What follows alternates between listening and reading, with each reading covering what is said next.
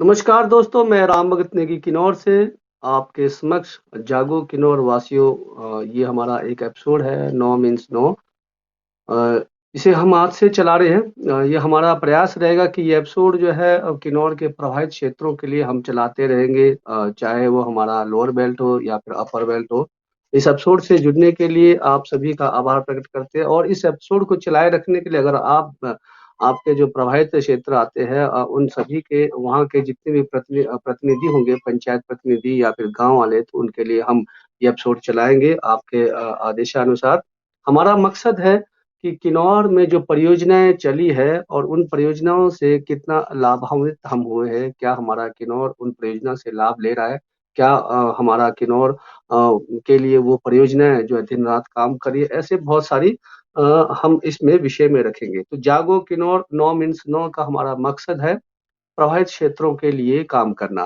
तो पिछले कल हमारे जो जेएसडब्ल्यू के जितने भी जेएसडब्ल्यू एरिया में जो हमारे प्रभावित क्षेत्रों के जो प्रतिनिधि है, हमारे वो जेएसडब्ल्यू के प्रशासन से मिलना चाहा तो प्रशासन ने आनाकानी किया, लेकिन जब पंचायतों का जो है दबाव दिखा तो प्रशासन ने जो है जो है उनकी उनको मीटिंग के लिए बुलाया और उनकी बातें सुनी। क्या जो जेएसडब्ल्यू के प्रशासन ने पंचायत प्रतिनिधियों की बात मानी? क्या जेएसडब्ल्यू जो है उनकी बातों को मानने के लिए तैयार है? तो हमारे साथ आज उपस्थित है हमारे जो है पूनम के उप प्रधान आदरणीय वीरेंद्र कुमार जी, और जुड़ेंगे हमारे साथ इसमें नरेंद्र नेगी मोइलस जो है हमारे जो है मीरू के प्रधान जी, और इसमें जुड़ेंगे प्रधान किलबा शंकर भगत जी।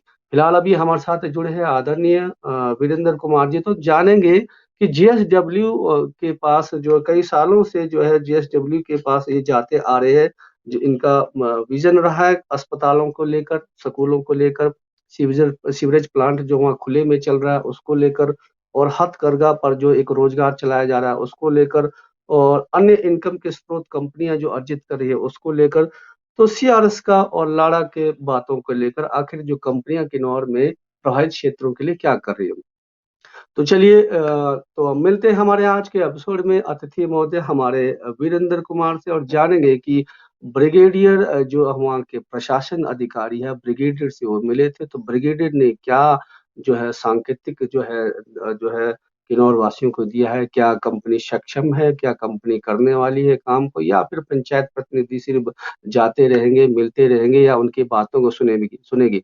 आखिर कंपनियों को जो है इस प्रकार का श्रेय कौन दे रहा है? कहते हैं ना कि किसी के बदौलत जो है कोई भी जो है श्रेय या धौंस दिखा नहीं सकता, तो कहीं न कहीं कंपनी को किसी का श्रेय मिल रहा है, किसी का आशीर्वाद मिल रहा है। तो चलिए मिलते हैं। आप लोग हमारे एपिसोड को शेयर कीजिए और फॉलो कीजिए और प्रतिक्रिया कीजिए। तो मिलिए हमारे आज के अतिथि। नमस्कार सर, आपका स्वागत है किन्नौर अब नमस्कार। तक पेज में। नमस्कार राम भगत जी।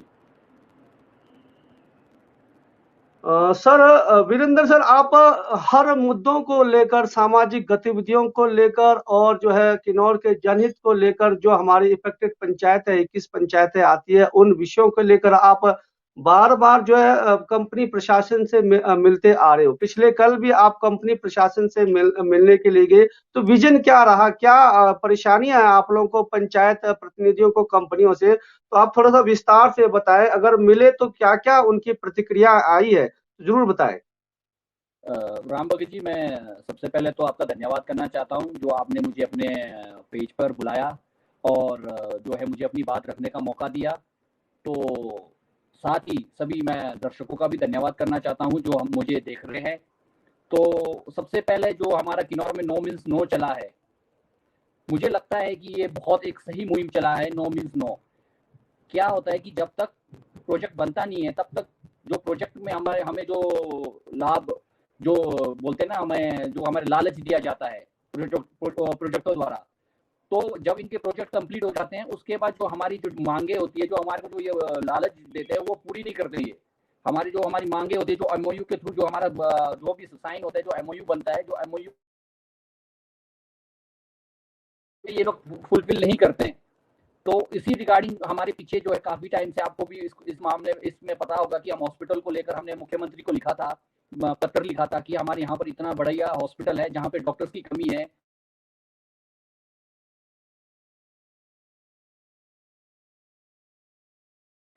और हमारी जो है जेएसडब्ल्यू के जो इनके प्रशासन जो भी है इनके इनके साथ हमारी मीटिंग हुई, पर उसके बावजूद भी अभी तक यहाँ पर इनके जो है कोई डॉक्टर्स वगैरह कोई नहीं आए। तो उसी को लेकर कल हम 6 पंचायत के जो प्रतिनिधि है, आपका मीरू, युला, उर्नी, चगांव, जानी रामनी जो एक पंचायत है, पूनम, हम 6 पंचायतों के प्रतिनिधियों ने आपस में बैठक की। बैठक करके हमने ये निर्णय लिया कि क्यों ना हम एक बार हम किसी आगे उस पे जाने से पहले क्यों ना हम जेएसडब्ल्यू से जाकर एक बार मिले और हम देखते हैं कि उनका रवैया क्या है, वो क्या चाहते हैं। तो हम कल उनके जो एचओपी है कौशिक मौलिक, उनसे मिलने के लिए हम सभी प्रतिनिधि गए। तो उन्होंने क्या किया कि वहां पे हमारे को जो है समय नहीं दिया। उन्होंने कुछ बहाना करके उन्होंने जो है उनके नीचे कोई उनके नीचे ब्रिगेडियर है, तो ब्रिगेडियर साहब को उन्होंने भेजा, सुखजिंदर सिंह रंधावा, रंधावा उनका नाम है। तो जैसे ही वो हमारे साथ बैठे, तो हम मीटिंग हॉल में बैठे तो वो आए। तो जब भी कोई भी आता है, चाहे हम किसी ऑफिशियल उसमें जाते हैं, हम पंचायत प्रतिनिधि कोई भी आता है, पहले हम हमारा इंट्रोडक्शन लेता है वो कि भी आप कहाँ से हैं, कौन सी पंचायत से है, या फिर हम उनको इंट्रोड्यूस हम वो अपना इंट्रोडक्शन देते हैं जी मैं इस पोस्ट पे। वो उनकी जब वो आए तो इस तरह से आए जैसे हमारे को डराने के लिए पहुंचे वहां पे। वो आते ही वो बोलने लगे जी मैं मेरे फादर जो है 5 साल प्रधान रहे, मेरे भाई 2 बार प्रधान रहा, और जो पंजाब का जो डिप्टी सीएम थे सुखजिंदर सिंह रंधावा डिप्टी सीएम, वो मेरे भाई है। तो बोलते हैं जी चलो इसको रहने दो, आगे बताओ। मतलब पहले ही उन्होंने हमारे को डराना शुरू कर दिया। तो हमने कहा सर हम सबसे पहले आपसे जो है सीएसआर को लेकर हमने उनसे डिस्कशन किया। जो सीएसआर है, इसमें जो है सीएसआर के तहत जो भी प्रॉफिट होता है उसका 1.5% जो है आपका डेवलपमेंट में खर्च होता है। तो उसमें हमने इनसे पूछा कि हमने कहा सर आपने सीएसआर में जो है आप जो है आपने एक खाड़ी खोल के रखा है, आप कितने लोगों को आपने खाड़ी में रोजगार दिया है, आप मुझे ये बताइए। और हमने इसमें ये भी पूछा इनसे कि आपने शिखर शिखर मतलब बॉक्सिंग का इन्होंने चलाया। मैंने कहा सर बॉक्सिंग में ठीक है, अच्छी बात है, हम गलत नहीं है, आप इसमें भी डालिए, खाड़ी में भी डालिए, पर उसमें कितना आउटपुट आ रहा है सर, आप जो इतना पैसा डाल रहे हो, 3-4 करोड़ रुपए आप इसी में डाल रहे हो। तो हमने इनसे जब ये क्वेश्चनिंग किया, तो उन्होंने हमारे को डायरेक्ट इस पे इन्होंने ये बोला कि भी देखिए जी सीएसआर का जो पैसा है वो आप लोगों के कहने पे हम नहीं खर्चेंगे, हम अपनी मर्जी से खर्च करेंगे जहां हमारा दिल करेगा, जहां हम चाहेंगे। तो हमने कहा सर आप कम्युनिटी के लिए फिर क्या कर रहे हैं, आपका कम्युनिटी के लिए तो आप कुछ कर भी नहीं रहे हो। जब से जेएसडब्ल्यू ने टेक ओवर किया है आपका जेपी के बाद, तो मैं हम तो देख ही नहीं रहे कम्युनिटी के लिए कोई ऐसा काम हो रहा है। आप छोटे मोटे लॉलीपॉप दे रहे, छोटा मोटा काम करवा रहे। उसके बाद उन्होंने कहा कि भाई ये हमारी मर्जी है, हम जैसा मर्जी इसको हम अपने हिसाब से खर्च कर सकते हैं। पर उनका थोड़ा रवैया भी इस तरह का था कि भाई उनके बात करने का। उसके बाद हमने कहा जी सेकंड हमने पकड़ा हॉस्पिटल। मैंने कहा सर हॉस्पिटल को लेकर बहुत ज्यादा इशू चला हुआ है, हॉस्पिटल में इतना अच्छा आपका वेल वो है, हॉस्पिटल है, सब कुछ आपके पास सारा आपका ये अल्ट्रासाउंड है, आपके सारे टेस्ट की सुविधाएं हैं, सारा कुछ आपके ऑक्सीजन सिस्टम पूरा उसमें वेल प्लान्ड आपका हॉस्पिटल है। आपके वहाँ पे एक सिर्फ गायनी के दम पे आप हॉस्पिटल चला रहे हो। हमने कहा सर एमओयू के हिसाब से आपके 8 डॉक्टर्स होने चाहिए थे, जिसमें आपका ईएनटी, आपका ऑर्थो, आपका मेडिसिन, आपका चाइल्ड स्पेशलिस्ट, सारे होने चाहिए थे। 8 स्पेशलिस्ट डॉक्टर एमओयू में लिखा है। हमने कहा सर आपके डॉक्टर्स कहाँ हैं वहाँ पे। तो वो कहने लगे इस पे भी उनका रवैया ठीक नहीं था राम भगत जी, इस पे भी उन्होंने बहुत नेगेटिवली उन्होंने हमारे साथ रवैया उन्होंने रखा। वो कहते हैं कि हमारे को हॉस्पिटल से कोई इनकम नहीं हो रहा है, हॉस्पिटल से कोई इनकम नहीं हो रहा है। कहते हैं अगर जब तक हमारे को हॉस्पिटल से इनकम नहीं होगा हम डॉक्टर्स नहीं रखेंगे। बोलते हम मुफ्त में हम क्यों चलाए हॉस्पिटल। उनका कहना ये है कि भाई हम हॉस्पिटल तब चलाएंगे जब इनकम जनरेट होगा। तो हमने कहा सर क्या जब आपने जेपी से टेक ओवर किया, क्या उसमें ये लिखा था कि आप हॉस्पिटल जो है आप जो है इनकम के लिए चलाना है। तो वो कहते कि आप हमें सिखाओगे। उनका कहने का मतलब ये था कि आप हमें सिखाओगे। हमने कहा सर हम कौन होते हैं आपको सिखाने वाले। हमने कहा सर आपका जी। तो जिस हिसाब से हॉस्पिटल में है आपके डॉक्टर्स ने बोलते हैं जी हमने तो डॉक्टर हॉस्पिटल चलाना नहीं है, इस हिसाब से अगर चलेगा तो हमारे तो हॉस्पिटल लॉस में चल रहा है। बोलते हैं जी हम तो अगर डॉक्टर्स लाएंगे भी आपके पास इतनी पॉपुलेशन नहीं है। और हमने कहा सर एमओयू में जब लिखा है कि भाई आपको हॉस्पिटल रन करना है, स्कूल रन करना है, आईटीआई रन करना है, तो वो कहाँ गया सर। मैंने कहा आप लोकल कम्युनिटी को क्या बेनिफिट दे रहे हो। तो उसमें फिर एक हमारे कहने लगे कि आप लोग ऐसा करो डॉक्टर्स आप ले आओ। मैंने कहा सर अगर डॉक्टर्स हमने लाना होगा, उनकी इस तरह की बातें थी कि डॉक्टर्स आप ले आओ। मैंने कहा सर अगर डॉक्टर्स हमने लाना होता तो हॉस्पिटल हम रन करते, आपकी क्या जरूरत थी। और उस पे भी उनको हमने एक चीज पे हमने उनको कहा कि जो पिछले टाइम में हमारे एक किलवा से हमारे लड़का था, किलबा से हमारे लड़के थे, उनका नाम था आपका क्या बोलते हैं ये कामेश, डॉक्टर कामेश। डॉक्टर कामेश जी का जो है उनकी जॉब का था वहाँ पे। उन्होंने क्या किया, हमारे प्रोजेक्ट अफेक्टेड बंदे कामेश, डॉक्टर कामेश को उन्होंने वहाँ पर एम्प्लॉयमेंट नहीं दिया, उन्होंने बाहर के बंदे को हायर किया। मैंने कहा सर एम्प्लॉयमेंट का कहाँ गया? जो आपने 70% यहाँ के लोगों को रोजगार देने की बात थी, वो आपने 70% लोगों को रोजगार क्यों नहीं दिया? तो उस पर वो बोलते कि आप हमें सिखाओगे। मतलब उनकी इतनी दादागिरी थी कि मतलब वो हमारे से बात करने के सीधे मुंह तक बात नहीं कर रहे थे वो, और इस जी तरह से जो है उनकी एक मतलब दबंगी थी। तो मैंने कहा सर आपका ये रवैया ठीक नहीं है। मैंने बोलते जी आपके जो डॉक्टर्स हैं हमारे पैरामीटर्स में फुलफिल नहीं है। मैंने कहा सर आपको आके 2 महीने हुआ, उसने रिज्यूम देके 6 महीना हो चुका है। मैंने कहा सर आपने क्या वीरेंद्र उसका?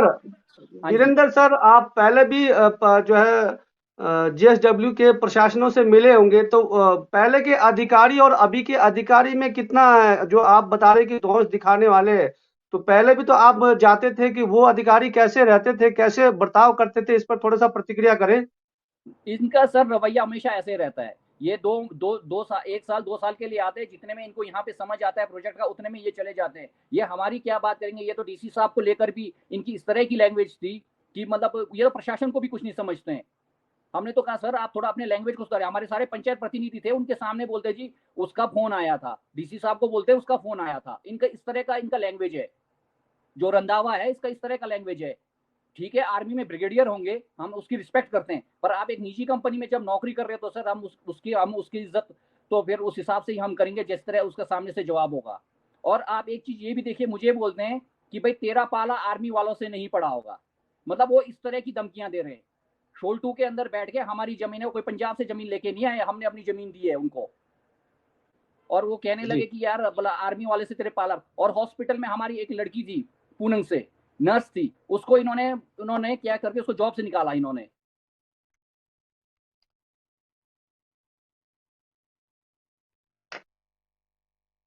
वहां पर अभी तक भी वैकेंसी है। तो इस तरह के इनके हॉस्पिटल में आप देखिए डॉक्टर्स नहीं है, हालत खराब है वहां पर। और आप जो 60+ के जो हमारा जो चार्जेस होता था वो फ्री ऑफ कॉस्ट होता था। और आपका 60 से नीचे जो आपका 10 साल से नीचे बच्चों का जो होता था वो भी फ्री होता था। सब चार्जेबल कर दिया इन लोगों ने, पूरा इन्होंने एक धंधा। मैंने कहा सर इससे अच्छा तो फिर हॉस्पिटल जो हमारे पहले पीएससी बना था, हमारे स्वर्गीय चेतराम नेगी जी ने उसका शिलान्यास किया था। मैंने कहा अगर पीएससी बनता तो कम से कम हमारे लोगों को फ्री का इलाज तो मिलता। मैंने कहा सर क्या फायदा हुआ आपका इतना बड़ा हॉस्पिटल बनने से? और उनका कहने का जी मतलब ये है कि अगर हम सीएसआर से अगर पैसा लेते हैं तो हम इनके सामने हाथ फैलाए, कहते हैं कि अगर आप लोग अगर सीधी तरीके से हमारे साथ रहेंगे तो हम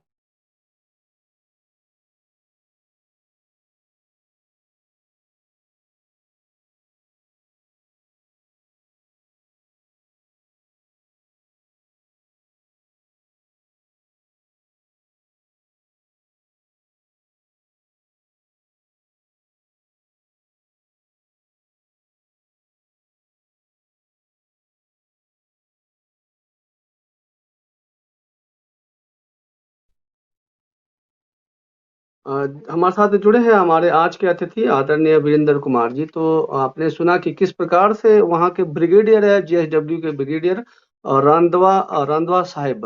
तो सर, ब्रिगेडियर साहब जी, आप जो है जो फौज के जो नियम है, फौज के जो रूल है, वो जो है आप अपने तक ही सीमित रखें। किन्नौर को फौज का रूल सिखाने की जो है आप कोशिश ना करें। तो इसलिए मैं निवेदन करता हूं कि हमारे यहाँ किन्नौर के जो भी जनहित की जो योजना है, आप जो है सुचारू रूप से चलाएं। और ये हमारा हक बनता है और हम लेकर रहेंगे। तो इसलिए हमारे किन्नौर में कृपया आप इस प्रकार का आर्मी की धौंस देने की कोशिश ना करें।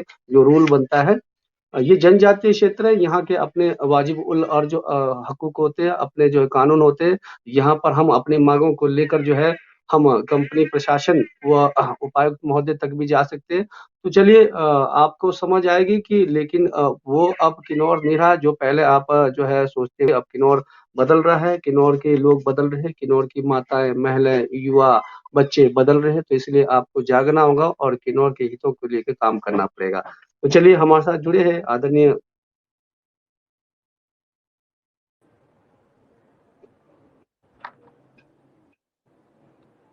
वीरेंद्र सर जी। आपने बहुत विस्तृत जानकारी दी कंपनी के प्रति, आपने कंपनी का रवैया को बताया, कंपनी के किस प्रकार के जो है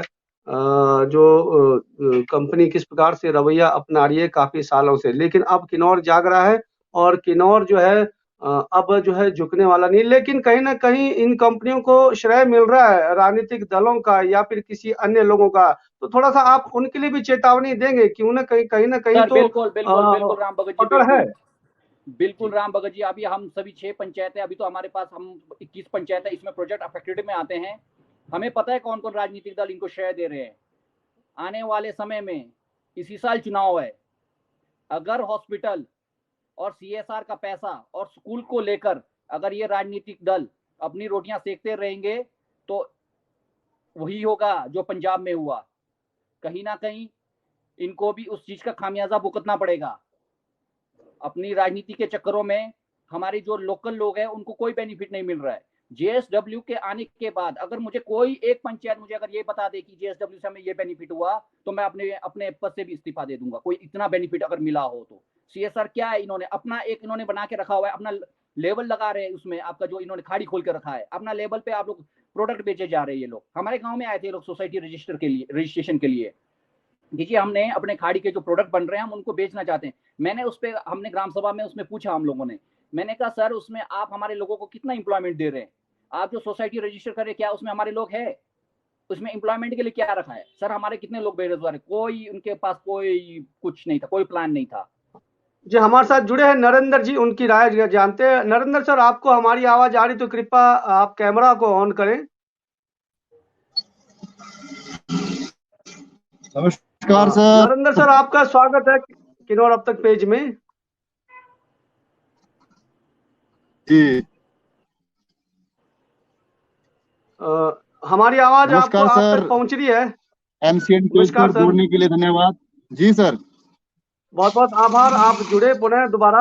मैं आपसे एक सवाल रखना चाहता हूं। आप पहले भी जुड़े, आपको कहा था कि जो आपका करछम में जो जीएसडब्ल्यू का हथकरघा जो दुकान चल रहा है उस पर आपके पंचायत ने क्या काम किया? क्योंकि कहीं ना कहीं कंपनियों को श्रेय मिल रहा है किसी न किसी का, तो इसलिए आपका क्या फर्ज बनता है? अभी तक आपने उस पर कोई भी कार्रवाई जो है की है तो जरूर जनता के समक्ष रखें, क्योंकि आपके जो है जो है बिल्कुल अधीन आपके जो है जमीन पर काम कर रहा है वो जो हथकरघा का जो बेचने का काम, इस पर आप जनता को बताएं।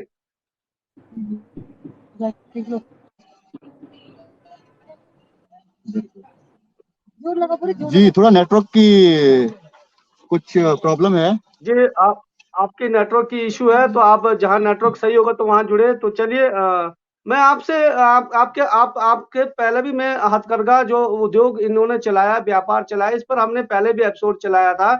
और लेकिन आप थोड़ी सी प्रतिक्रिया करेंगे? जैसे न कहीं आपने तो कहा कि हमारी पंचायतों ने मना कर दिया, लेकिन मीरू पंचायत के अधीन आता है, तो इन पर थोड़ी सी आप प्रतिक्रिया करेंगे कि आखिर क्यों जो है ढीली रही है पंचायत? क्या जो है कहाँ कहीं जो है हो सकता है क्या राजनीतिक दिलों का प्रेशर पड़ रहा है क्या दलों का? इस पर थोड़ी सी आप प्रतिक्रिया करें।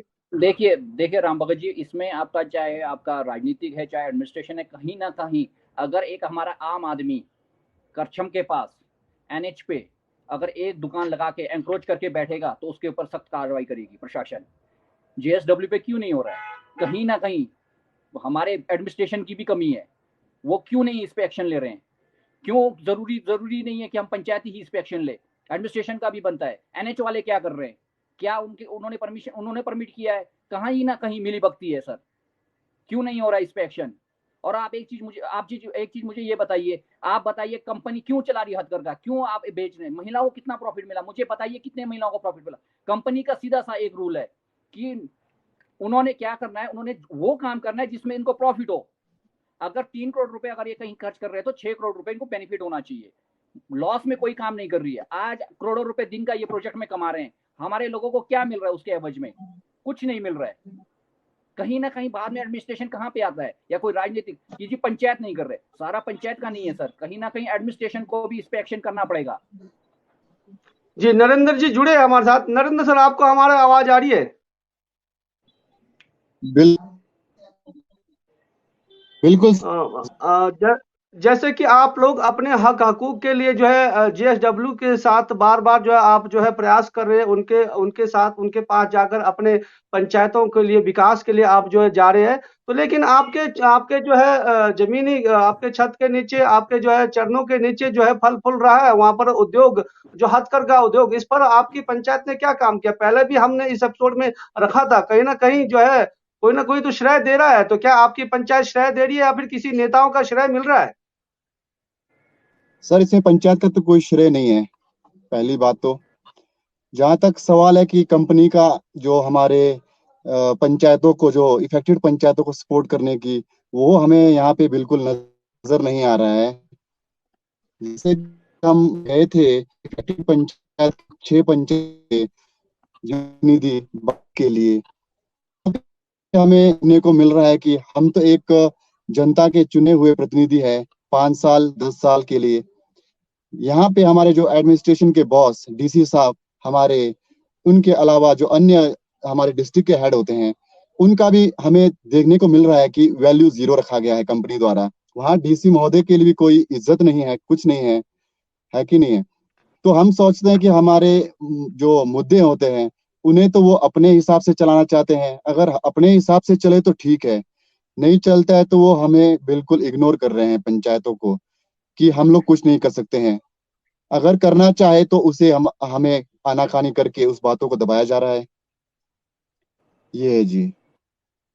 जी, आभार। जैसे कि बताया जी, कि यहाँ पर पंचायत प्रतिनिधियों की कंपनी सुनती नहीं, कोई न कोई श्रेय दे रहा है और बिल्कुल सही है। अगर इस बिल्कुल जी, प्रकार का बिल्कुल। रवैया रहा तो 2022 दूर नहीं है, इसलिए सभी को जागना पड़ेगा, चाहे राजनीतिक दल हो या फिर अन्य या फिर गाँव के युवाओं को भी जागना पड़ेगा। तो चलिए यहाँ पर हमारे हक हकूक के जी, लिए जो पंचायत अब प्रतिनिधि, जो इसमें ऐसा है नए ना कि प्रतिनिधि है, जो युवा जोश के प्रतिनिधि है, वो अपने हक हकूक के लिए जो है जीएसडब्ल्यू के पास जा रहे हैं, लेकिन जी, जीएसडब्ल्यू जो है अपना जो है रवैया अलग से दिखा रहा है और दोष दे रहा है, तो ये हम सहेंगे नहीं। बिल्कुल सर। तो चलिए हमारे साथ शंकर हम भगत जी जुड़े हैं, तो उनसे भी जानेंगे।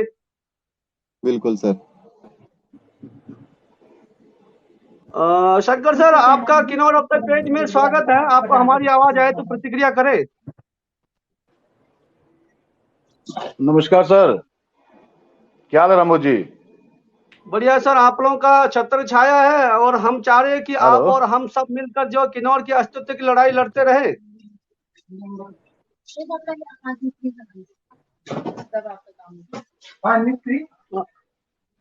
आप जो है थोड़ा सा जीएसडब्ल्यू के जो जो आवाज कार्य पर थोड़ा सा प्रकाश डालेंगे। जीएसडब्ल्यू का कार्य प्रणाली किस प्रकार से किन्नौर के विकास को लेकर क्या काम कर रही है किन्नौर के अंदर में जीएसडब्ल्यू, आप थोड़े से प्रतिक्रिया करें।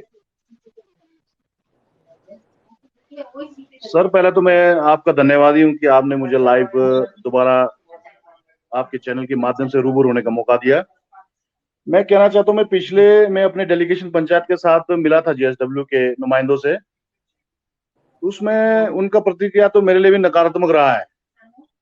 वो इस करके कि भाई कोई और भी इश्यूज हम शुरू से उठाते आ रहे हैं कंपनी के, आपको पता ही है। हम तो ये एलएडीसी चेयरमैन लाड़ा चेयरमैन माननीय उपायुक्त किन्नौर से गुजारिश करना चाहते हैं कि इसकी एक मीटिंग करवाई जल्द से जल्द, जिससे सभी समस्याओं का निदान हो। बिल्कुल जी। एक बड़ा निष्कर्ष ये निकल के आया, पिछले कल मैं तो गया नहीं था, जितने एलएडीसी इफेक्टेड एरिया के जो हमारे नुमाइंदे हैं वो कल मिले थे। तो जो जेएसडब्ल्यू के जो ऑफिशियल्स हैं उनकी प्रतिक्रिया नकारात्मक रही है, और कई चीजों पे, चाहे सीएसआर का हो, चाहे ईएमपी फंड के माध्यम से आपका हॉस्पिटल हो, चाहे स्कूल का हो, इन विषयों पर हम तो ये चाहते हैं कि एलएडीसी के चेयरमैन डीसी किन्नौर से भी बात किया जाए एक बार। वो तो हम खैर आगे करेंगे। स्पेशली मेरे पंचायत के का अपना पर्सनल एग्रीमेंट है हमारा, इसमें आप जानते हैं कि हम लैंड लूजर भी है इसमें, और एक अलग से एग्रीमेंट हमारे पंचायत के साथ हुआ है जेएसडब्ल्यू का, कहेंगे जेपी का शुरू में। वो काम भी 2006 से अभी तक हुआ नहीं। तो हमने प्रोसीडिंग के माध्यम से भी पहले शंकर सर, हाँ जी। पिछली कल जो है जो प्रतिनिधि वहां गए थे, उन्होंने कहा कि लाड़ा भी बंद है, लाड़ा अब जो उपयोग में नहीं किया लाया जाता है, तो ये लाड़ा कहाँ चला गया, कहाँ गुम हो गया? हाँ, हम ये एक बार हम लोग यही सब जितने भी हम लोग 21 पंचायत है जो इफेक्टेड एरिया के अंतर्गत आते हैं, हम चाह रहे हैं कि एक बार, क्योंकि सब अपने व्यस्तता में रहे, तो इस करके हम चाह रहे हैं कि एक बार डीसी किन्नौर से मिले, क्योंकि चेयरमैन तो एलईडीसी के तो डीसी साहब ही है। नहीं, फिर भी पंचायत अपने अपने लेवल पे, चाहे सीएसआर हो कहीं है, आप सिर्फ एक दो फील्ड में ही काम कर रहे हैं, और इनकी मोनोपोली इतनी बढ़ गई है कि कहीं कोई स्टेटमेंट जारी कर दिया कि हॉस्पिटल बंद कर देंगे। तो ये एमपी फंड के तहत बना हुआ ये सब प्रोजेक्ट जब हुआ था, जब प्रोजेक्ट अप्रूव्ड हुआ था, उसमें सब आपके ये सब चीजें था, तो इसकी क्रेडिबिलिटी अकाउंटेबिलिटी किसी का तो होगा ना। हम डीसी साहब से भी एक बार मिलेंगे, कल या परसों में, जल्द हम लोग मिलेंगे इसमें। चलिए, बहुत बहुत आभार, आप जुड़े। तो यहाँ पर हमारे साथ वीरेंद्र जी है, इनसे ही राय लेंगे। बाकी आप थोड़ा बिजी होंगे तो आप लेफ्ट ले सकते हैं। तो वीरेंद्र सर, अगर अगर आप लोगों की बात नहीं सुनता है तो अंतिम निर्णय क्या होगा आप लोग का, जो इफेक्टेड पंचायतों का? देखिए सर, इसमें सीधी सी बात है, हम इनको सिर्फ हम 7 दिन का इनको हम समय देते हैं। हम डीसी साहब से भी मिलेंगे। अगर ये 7 दिन के अंदर अगर हमारी बातों को नहीं सुनते हैं तो हम यहाँ पे जो है एक जन आंदोलन करेंगे, और जो है इनकी जो मनमानी तरीके से जो ये कार्य कर रहे हैं, हम इसको बिल्कुल होने नहीं देंगे। अगर इसमें अगर कोई राजनीतिक दल या एडमिनिस्ट्रेशन नहीं सुनता है तो उनके खिलाफ भी हम नारेबाजी लगाने से हम पीछे नहीं हटेंगे। सबसे तो मैं आपसे एक निवेदन करता हूं, आपसे एक जुर्माना, आप पंचायत की ओर से एक जुर्माना ढालें। जुर्माना आप जो है एक जुर्माना ढालें आपके समक्ष। जो सीवरेज प्लांट खुले में उन्होंने खोल के रखा हुआ है, और उसके लिए आप पंचायत की ओर से जुर्माना डालें। लाखों करोड़ों का जुर्माना डाल सकते हैं। कई सालों से जो हमारे एरिया में ओपन में उसने सीवरेज प्लांट जो है चला के रखा है, तो इसलिए एक बार बिल्कुल आप बिल्कुल वहां पर जुर्माना डालें। आप देखिए कि कब से चल रहा है, और उस समय से लेकर अभी तक का जुर्माना डालें, क्योंकि बरसात के टाइम पर खुला रहता है, और वहाँ के जो मच्छर है, मक्खियां हमारे आसपास जो स्थानीय एरिया में घूमकर लोगों को बीमार कर देता है। तो इस पर आप सबसे पहले तो जो आप इस पर जो जुर्माना डालें। बिल्कुल बिल्कुल राम भगत जी, इसको हम अभी ग्राम सभा में इसको लेंगे, और जरूर इनको जिस तरह हम जितना हम इनको डील दे रहे हैं, उतना ज्यादा हम चाहते हैं कि हम इनसे एक तालमेल के साथ कार्य करें। पर जो इनका जो एक ब्रिगेडियर का जो रवैया था, वो इनका आर्मी में अलग चीज है, पर यहाँ आप एक अगर प्राइवेट में है तो आपका इस तरह का रवैया नहीं चलेगा। वो कहते हैं कि जो मैं चाहूंगा वो मैं करूंगा, मतलब वो इस तरह से उनकी बात थी। वो कोई जमीन पंजाब से लेके नहीं आए हुए, जमीन हमने दी है। उनको मैं स्पष्ट कहना जी चाहता हूँ कि आपके इस तरह का जी, रवैया नरेंद्र सर, आप भी कहीं सफर में होंगे, तो जाते जाते मैं अंतिम आपसे जानना चाहूंगा, आप राजनीतिक दलों से बहुत सक्रिय रहते हैं। आपसे ये जानना चाहूंगे कि राजनीतिक दलों से क्या आश रखेंगे कंपनी के प्रति? कंपनियों के प्रति हम यही गुजारिश करना चाहते हैं, जो हम इफेक्टेड पंचायतों के हमारे जो प्रतिनिधि चुनकर आए हैं, इनका सपोर्ट करें, ना कि ये कंपनी के फेवर में जाए। हमारा जो भी मांगे होता है एक समाज के हित के लिए होता है, ना कि वो हमारे पर्सनल के हित के लिए। तो हमारी मांगे कोई नाजायज नहीं है। हम भी एक गांव के प्रति एक जायज मांगों को लेकर के गए थे। कंपनी वहां पे साफ साफ कहती है कि अगर हमारी ये जो काम करने का तरीका आपको सही लगता है तो ठीक है, नहीं तो आप लोग को हम कुछ भी नहीं देंगे वाली बात। जैसे हम इनके पास मांगने रहे हैं, वो ये सब है कि ये हमारे पास आए और हाथ फैला के कि हमें दो, वो तो, और वो हम दे देंगे। हम इन्हें ये कहना चाहते हैं कि हमें भीख मांगने की आदत भी नहीं है। हम ना आप लोगों के भीख मांगने के लिए जनप्रतिनिधि चुनकर आए हैं। हमारे पास वैसे ही गवर्नमेंट के बहुत सारे स्कीमें चल रहे हैं जो गांव के विकास के, हम उसमें खुश के नाम के देंगे और हक की लड़ाई के लिए हमेशा साथ रहेंगे और लड़ते रहेंगे। आपसे एक और एक जानना चाहेंगे, 2022 का चुनाव है, अगर 2022 से पहले कंपनी अगर बात नहीं सुनती है तो 2022 में क्या काम करेंगे आप लोग, जो है चुनाव से मद्देनजर रखते हुए? हम तो यही कहेंगे जी, 2022 चुनाव के लिए अगर कंपनी हित में कार्य करेगी तो हम भी हित में ही जनता समर्थन भी करेगी।